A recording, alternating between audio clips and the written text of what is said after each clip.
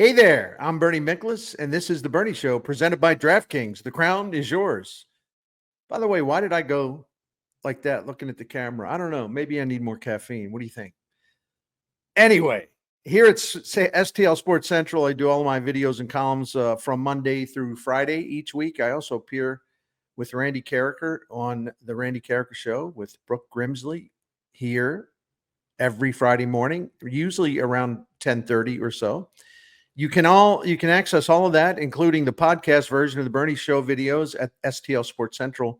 You can also catch me frequently on KMOX 104.1 or 104.1 FM or AM 1120. I also hop on the Cardinal Territory video podcast with Katie Wu from time to time, and always enjoy doing that. Seeing Red with Will Leach, that's our weekly podcast. I'm everywhere. What can I say? It's good. Keeps me busy, keeps my mind sharp. Well, kind of sharp.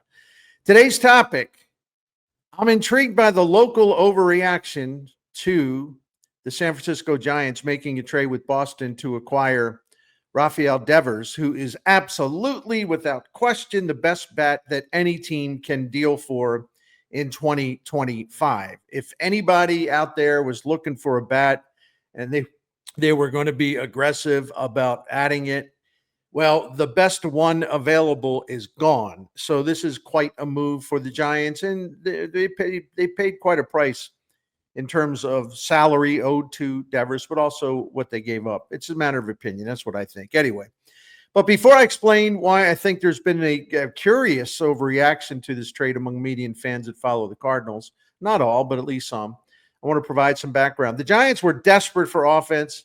It was their biggest weakness on the team. They're in pretty good shape everywhere else, really good shape in most places. So they made a stunning and aggressive move to go for Devers when he was available. He's an excellent hitter, makes a ton of money. He became a malcontent in Boston because he resented everything that happened during the offseason. The Red Sox signed Alex Bregman to a free agent deal and asked Devers to move from third base to DH. At first he said no. Then he kept saying, I don't want to do this. I'm a third baseman, blah, blah, blah. Eventually he agreed to move to DH and was kicking butt. Then when the Red Sox lost their first baseman for the season, the management went back to Devers and said, oh, well, now we need you to play first base. And then he said no. He just flat out said no. And he really resisted this time. He did a lot of pouting and sulking. He took some digs at Craig Breslow, who runs the baseball operation. He had an unpleasant meeting with team owner John Henry after John Henry took the time to fly to Kansas City to sit down and meet with Devers during a road trip. And eventually Devers agreed, okay, I'll play first base. But he made it very clear he was unhappy with this, right? So the Red Sox had enough. They wanted to cut ties with Devers despite signing him to a 10-year, $315 million contract extension during the 2023 season. It's interesting because what is it about the Red Sox and kind of their tantrums with high-priced, high-profile players who then go elsewhere, right? Devers became the third high-profile big contract player to move from the Red Sox since the 2020 season. That year, Mookie Betts was traded to the Dodgers after he rejected a substantial contract extension that would have kept him in Boston for the rest of his career. At that point, John Henry was fed up and he ordered the general manager at the time, that would be Chaim Bloom, to trade Betts away, which he did. But it was nice of the owner to undermine what Bloom could receive in terms of trade pieces for Betts once every agent out there knew that the GM had no choice. He was going to have to trade him because the owner ordered it, right? So then there was the shortstop, Xander Bogaerts, and he was a good player, but he wanted all kinds of money, and the Red Sox just were like, no thanks, we'll pass. And they really need to make an effort to keep him. So Bogaerts, happily signed a 10-year, $280 million free agent contract with the Padres before the 23 season, announced Devers. And, Chaim Bloom was the one that signed Devers to that $315 million contract extension. And it appeared that Boston would have its franchise player in place for a long, long time. The contract took effect in 2024 and would run through 2033 when Devers would be age 36 in that final season. Bloom, of course, was fired by the impulsive Henry late in the 2024 season after doing what the Red Sox hired him to do and told him what was the most important aspect of his hiring, which is to rebuild a terrible, terrible farm system. Bloom did that. And because of Bloom, the Red Sox have a thriving player development pipeline. It sets them up nicely for the future. This a sequence of John Henry tantrums worked out well for the Cardinals, actually, because with Bloom as a free agent, so to speak, the Cardinals brought him in as a high-level consultant in 2024, and he's overseeing the renovation of an outdated farm system and player development system and technology, facilities, all that. And the Cardinals are already making really good progress. It's a pretty big project. And then, of course, Chaim Bloom's going to take over as the president of baseball operations later this season. The trade market, you got to understand something. I think most of you do, if not all of you do. The trade market for Devers was limited because of the massive contract. The Giants didn't care about that. They stepped up and they were willing to inherit the agreement that will pay Devers $255 million between now and the 2033 season. Sorry. And they did this because the Giants had been getting rejected. Every batter that they pursued, every hitter that they pursued, from Aaron Judge. I mean, there's a whole bunch of them. I can't even remember all of them. They've been after this so-called big bat for a long time. And so they were willing to pay the extra cost to take on that contract. And this wasn't just, well, we'll take on his salary, we'll take on his contract, and we'll give you a token prospect or two. It wasn't like that at all. Because the Giants also had, in addition to eating all of the contract or inheriting all the contract, I should say, they had enticed Boston and by agreeing to deal their young starting pitching prospect, Kyle Harrison, who's already been in the major leagues for a little bit, reliever Jordan Hicks, who's been hurt a lot this season, outfielder James Tibbs III, and pitcher Jose Bello. Tibbs, by the way, was the 13th overall pick in 2024 in that draft, taken 6 spots after the Cardinals had selected J.J. Weatherholt. And now for the overreaction part. I know that some other folks, I've seen some opinions, heard some opinions that expressing the opinion that the Cardinals, this is the trade the Cardinals should have made. They should have gotten in there. Really? Come on now. All due respect, I don't think so. First of all, this premise is off base for several reasons. And the notion of the Cardinals making a move for Devers at this point in time was far-fetched. And I'm being polite about it. Number one, the Cardinals are in transition with John Mozeliak making the baseball decisions before Chaim Bloom takes over. They're not going to venture into some big, massive deal until Bloom's running the franchise, the baseball part. Number two, this premise, well, they should have gone out and got this trade, made it. They should have gotten Devers. Come on now. Again, this premise assumes the Cardinals would be willing to give up everything the Red Sox asked for. And no, that wasn't going to happen unless you really think the Cardinals were willing to go bananas and trade J.J. Weatherholt and a starting pitching prospect like Quinn Matthews. They weren't going to do that, period. Number three, there was no way Chairman Bill DeWitt Jr. would sign off on paying Devers $255 million between now and 2033. I don't think DeWitt is in the market for a player who was a malcontent in Boston and got everyone so infuriated there that they just get this guy out of here. I don't think that's the kind of player that Bill DeWitt Jr. is interested in. And then you have the age factor or the aging of the contract factor. I'm not saying it's the exact same thing as the Nolan Arenado situation, but listen, when the Cardinals made the trade for Arenado before the 2021 season, and that's when he was still very much in his prime, the deal was made ultimately because Bill DeWitt Jr. negotiated with the Rockies owner, and these negotiations went on for a long time because as far as the return on the trade, that part was nothing. But Bill DeWitt wanted the Rockies to put in a big part put in a lot of money. Sorry, I was trying to figure out how to phrase this. The Bill DeWitt was adamant that the Rockies had to, chip in a lot of money to defray the cost of the contract that would be coming to St. Louis with Arenado.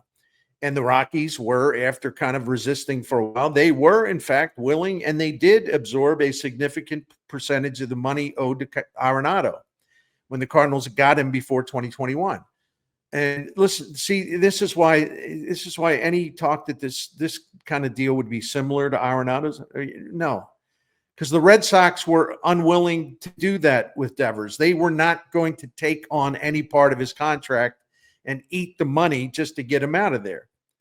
So any comparison to Arenado and Devers as far as the Cardinals, null and void. It just simply doesn't apply. And first of all, why would the Red Sox be willing to eat some of the money owed, a lot of the money owed to Devers? Why would they be willing to do that when they didn't have to do that because the Giants agreed to take on the entire Devers contract? See, we got to connect the headwires when we think about this stuff a little bit. And here's the other thing, the aging curve, so to speak. Arenado was very good in 2021, although not quite as formidable, but he was still very good. He was excellent in 2022. But his offense has been in decline. It's been gradually, although it seems to be accelerating the last couple of years. But since 2023, the numbers have fallen offensively every year, falling again this year. And the DeWitt and the Cardinals are paying Arenado based on what he had done as a younger hitter. See, that's what these kind of contracts turn out to be. You're paying a guy for what he's already done or what he might be able to do for a couple more years. But once he hits the aging curve, boy, the money that's still left on the contract, if we're talking about a big contract, the investment kind of goes sour. And accordingly, the aging curve has not been kind to Arenado offensively. And I don't think DeWitt, and he's 34 years old, and they still got 2 more years after this on his contract. And I don't think DeWitt wanted to get in the same kind of situation. Really great player. Well, Devers, at least offensively, really, really great player. Long-term deal. Aging curve might kick in. You might have to wind up just kind of gulping and taking all the money in, even though the player is in steep decline. I don't think Bill DeWitt wanted to get in that situation again. And why would he want to get in that situation again? There are a lot of ways to win, right? Taking a gamble on a contract that may look awful in 3 or 4 years. I don't know. We'll see. But those of you who say, well, so what? You get 3 or 4 years out of Devers. You're still ignoring all the other things I said about this. And if you think the Red Sox, called around and, offered Devers to everyone, they didn't. And especially when the Giants went to them and said, look, we'll take all the money on. Don't worry about that. And we'll give you players. So I think the whole premise is just bogus, because the Cardinals, for many reasons, were not in position to make a deal like that. And again, there's no evidence that indicates they would have been part of the discussions for such a deal. And I appreciate what others are saying, and I respect their opinion. It's all good. We're talking ball. But I try to be realistic instead of getting all steamed up over something that never had a chance of happening. Don't get me wrong. At some point, DeWitt's going to have to be willing to make the kind of bold move that will supplement the Cardinals' homegrown talent. He will have to sign off if Chaim Bloom comes up with a deal that he can make a trade or a free agent signing, which is going to cost the Cardinals a lot of money. At some point, DeWitt's going to have to step forward with that. This was not the time. I don't think the timing is right to do that now, especially since the organization is in transition with Bloom taking over. He's not in charge yet, him taking over at the end of this season. And so I don't think the timing's right. And the whole idea of rebuilding a terrible player development in minor league system was to give the Cardinals a good nucleus of players that they drafted and developed internally. And this ain't the moment to trade away a couple of your best prospects for Devers and absorb that extra large contract that's probably going to spoil after a while, right? So, nice thought. Yeah, because you write that name Devers in the Cardinals lineup. It's a nice thought and all, but it's just detached from reality. When I return for my second segment, I'm going to explain another reason why overreacting to the Devers move here locally, it just makes a little sense to me. I mean, there were a lot of people pointing out obvious things that we already knew, but I'll expand on that when we return. But first, I want to tell you about DraftKings and their daily Pick 6 game. DraftKings covers a wide variety of sports, but if you think you know Major League Ball, then it's time to put your knowledge to use. Win big cash prizes through the daily Pick 6 contest at DraftKings. And if DraftKings Pick 6, you just focus on a player's stats. So it could be a pitcher or a hitter. You select anywhere from 2 to 6. They don't have to be on the same team in real life. So you pick 2 to 6, anywhere from 2 to 6. You choose whether the individual player or pitcher will go higher or lower a specific stat set for his next game by DraftKings. For example, Nolan Gorman's been hot against the White Sox tonight.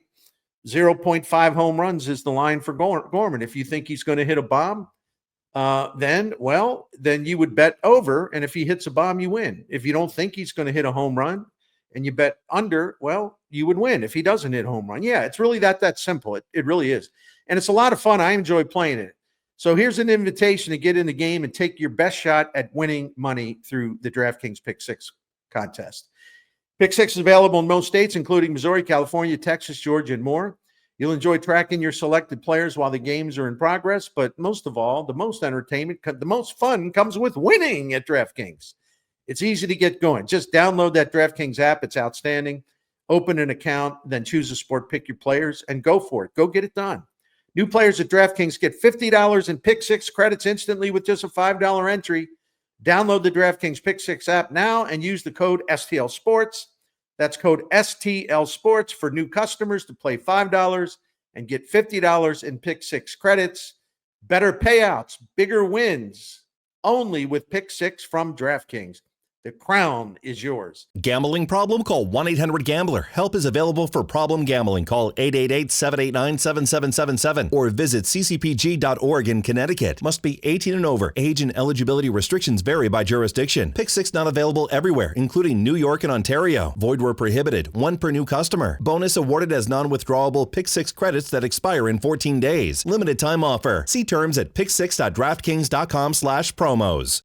All right, let's get into the second and final segment of Tuesday's Bernie Show here on STL Sports Central. In reaction to the Devers trade to the Giants, the most common local reaction was, oh, this will make it harder for the Cardinals to make the playoffs. You think? The Giants are already better than the Cardinals, and the Giants are going to improve offensively, and they'll really improve offensively once Matt Chapman gets back off the IL. So in that context, it's a very narrow context. Yeah, the Cardinals won't be as formidable as the Giants going forward. And by the way, the Cardinals weren't as good as the Giants anyway. But this is all very simplistic because it assumes the Cardinals are in real contention, legitimate contention, serious contention for a playoff spot, and that they would stay there. And I have doubts about that, to say the least. Listen, the Cardinals had that awesome run in May, started May 4th, where they won 12 out of 13 games. It was great. But before that streak, they were 5 games under 500, and since that streak, they are 4 games under 500. So other than their hottest stretch of the season that lasted 2 weeks roughly, the Cardinals have a record of 25-34. Besides, even before this trade was executed and even before Devers plays his first game in San Francisco, the Giants were well ahead of the Cardinals in the Fangraphs playoff odds, even before anybody knew that this trade was coming down.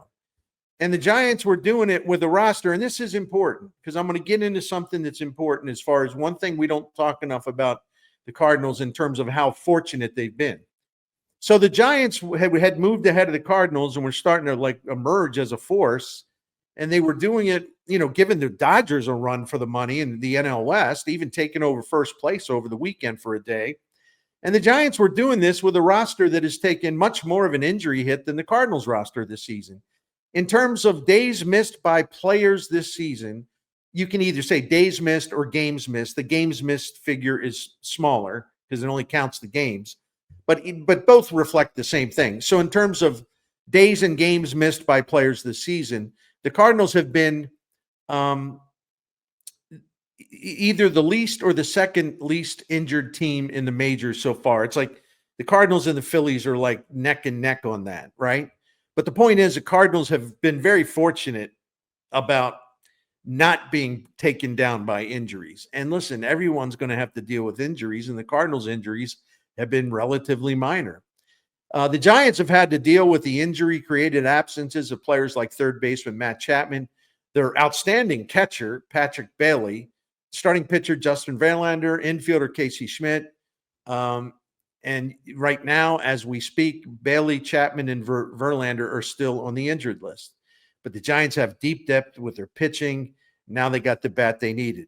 So even before Devers joins the Giants and plays his first game, the Giants have a 57.3% chance of getting a wild card spot. The Cardinals, what's their chances of getting a wild card spot as of Tuesday morning? Well, it was 15%. And 7 National League teams have been given a more favorable chance of snatching a wild card based on the Fangraphs odds than the Cardinals. So there's 7 teams in front of them as you line up the probabilities of making the playoffs. And if we're talking about, that's just the wild card is what I meant to say. 7 teams ahead of them just to get the wild card. But if you look at the overall playoff picture, and again, this is for making the playoffs no matter whether you win the division or whether it is a wild card.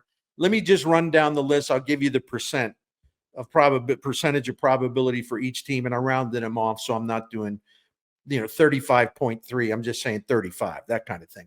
All right, Dodgers 99%, Mets 92%, Phillies 89%, Cubs 88%, Giants 65%, Padres 38%, Diamondbacks 35%, Brewers 33%, Braves 28%, and then your St. Louis Cardinals at 23%.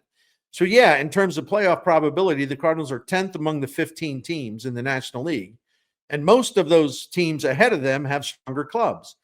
And a lot of the teams, and this is important, and you know this already, but just to put it out there so we're all on top of it, a lot of the teams in front of the Cardinals chasing for a wild card or whatever, they're going to be more aggressive, and some of them will be a lot more aggressive at the trade deadline than the Cardinals, and I don't think they'll be aggressive much if it means adding a player. If they're aggressive, it would be selling off players, and again, we'll wait and see about that. The Giants improved their offense by landing Devers, but for goodness sake, they were already better. As I mentioned, they're already better than St. Louis before getting Devers. So how in the world does this change anything from the St. Louis standpoint? Why do so many people feel compelled to point this out, something that we already knew? The answer, it doesn't make any sense. But then again, I always point out stuff that all of us already know. So maybe I'm guilty of the same thing a lot of times. Whatever. But this one just struck me as particularly pretty silly. This is about the Cardinals. See, this is about the Cardinals and how they're going to play over the final 90 games in a schedule from here on out that includes a total of 52 games when you put them all together. 52 games against the Cubs, Giants, Padres, Yankees, Brewers, Rays, Braves, Diamondbacks, Guardians, Mariners, and Reds. Now, since I like to give the whole picture, the Redbirds do have a lot of games left against weaker teams. And if you go by Tankathon, which is a good site, you go in there and fool around with all sports, see strength of schedule, odds, all that stuff, remaining strength of schedule. So the Cardinals, according to Tankathon, their remaining strength of schedule is the 6th easiest in the majors. But again, this is mostly about how the Cardinals will play and take care of their own business without worrying about everybody else. And that's kind of where I'm saying I don't understand some of the overreaction. Why is everybody worried about what the Giants are doing or you got to be worrying about what the Cardinals are doing, because the Cardinals will determine their own fate by and large. if they can get back to playing the type of baseball we saw in May. The Cardinals are in charge of their own fate, okay? They were in pretty good shape for a playoff spot there for a while, but never over 50%, but they were starting to climb up there. So rather than, well, that team got this, that team got watch our team, the Cardinals, and see if they're winning or losing, playing well, playing poorly, getting momentum, losing momentum, stalling out, heating up. Pay attention to them. Don't worry about the other teams. From the start of the season until now, let's talk about the Cardinals briefly before I wrap this up. From the start of the season, if you go month by month, right, their rankings in terms of average runs scored per game, it has dropped. From April, it went down in May, and then it went down again so far this month. Their monthly batting average, on base percentage, and slugging percentage has dropped in May and is down again in June compared to where they were after the first month. The Cardinals ranked 23rd among 30 teams in home runs per game. They aren't hitting nearly as many doubles as what we saw earlier. The power continues to decline. The St. Louis starting rotation ranked 11th in the majors in ERA over the first 2 months of the season, but this month so far, the Cardinals have the worst starting pitching ERA in the majors. And during the bullpen was really lousy in April. It was really, really good in May. But now it's kind of dropping down again during the team's 5-11 cold streak that changed their season for the worst. The St. Louis bullpen ERA ranks 20th in the majors, and it's down there in win probability added.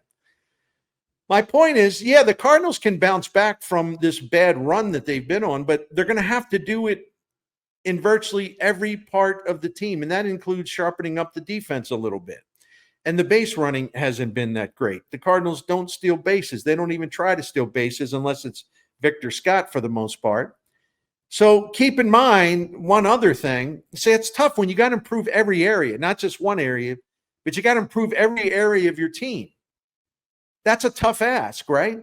Because we all agree that this wasn't an overwhelming roster going into the season, right? So we perhaps got our hopes up a little bit, but like I said yesterday, I think it's a good time for reality check. And keep in mind this part. I'm going to get back to the injuries. The 2025 Cardinals have been very fortunate about avoiding injuries. And as I mentioned earlier in this video, the Cardinals have been the healthiest team in the majors so far, the Cardinals and the Phillies.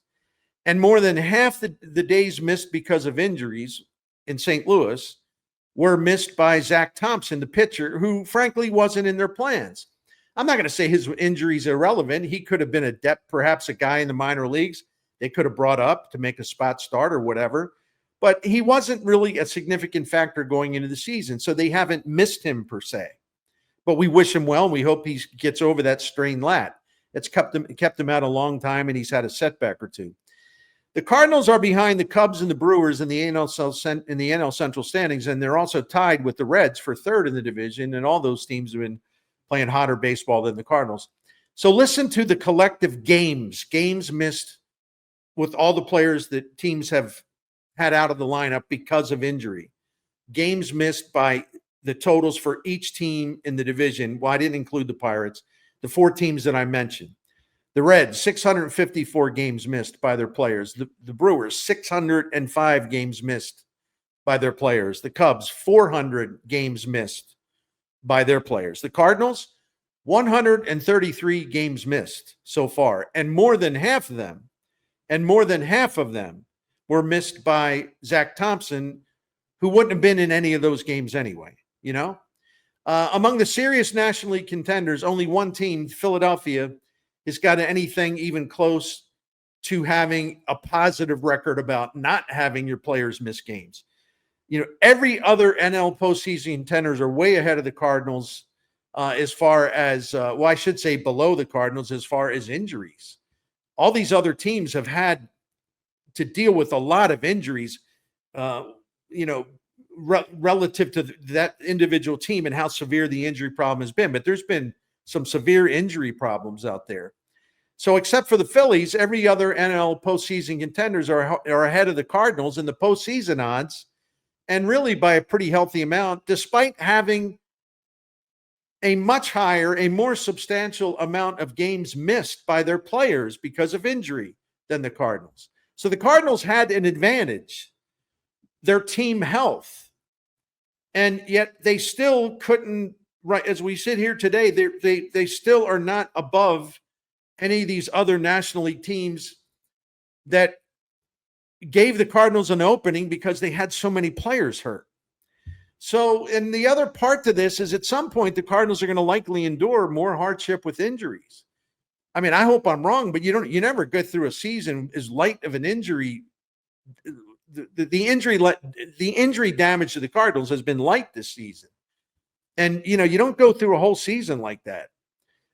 So they're going to deal with some hardship. How much? Well, we'll have to wait and see and hope that it isn't that much.